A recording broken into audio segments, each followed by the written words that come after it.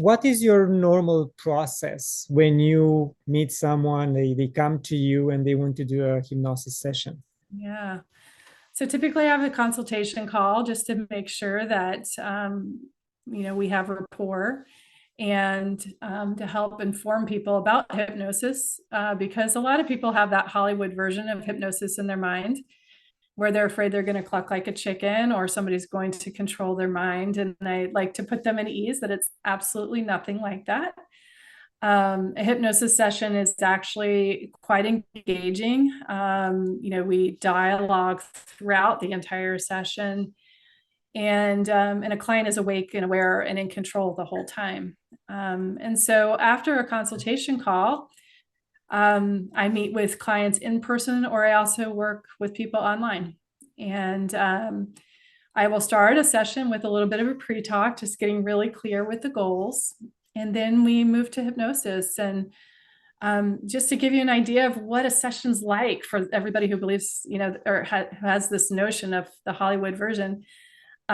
Generally, a client reclines, whether they be on their own couch in their home or on their own bed or in the recliner chair in my office.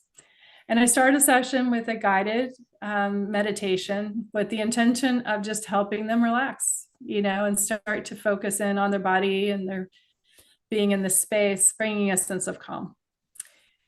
Following that, I start to use questioning to engage the imagination. And that's really how you access the subconscious. It's through the imagination. So whenever you're watching a movie, I'm watching a movie, that is a state of hypnosis. And why that's a state of hypnosis is because your focus is on one thing, so much so that your busy analytical mind has slowed down and it's not analyzing every little thing, and you're able to deeply focus. Well, with hypnosis, instead of focusing in on an external screen, you're focusing in on your internal screen.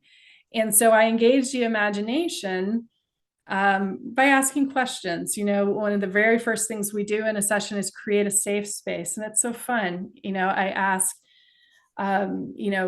dream of a place, a personal utopia for you, a place where you feel perfectly safe. And then what does it look like? Immerse yourself as if you're there. What does it look like? What does it feel like? What does it sound like? What does it smell like? And we kind of move through that. What are you doing in this space? And now there's like an imaginary, movie going on in your mind. And not all people are visual. Some people, it's just a knowing, but activating the imagination. Now that's where we go from there. I do a lot of regression where people can go back into their youth and care for their inner child, provide resources for their inner child, go back to the origin of a belief they have, or, I work a lot with perfectionism, people pleasing, anger issues. Where did this get patterned in? And you don't need to know consciously where those beliefs came from, but your subconscious knows, and you can easily go back to that origin, whether it be in this life or another life. Sometimes people go into past lives, or of course, I also facilitate past life regressions where purposely people do that.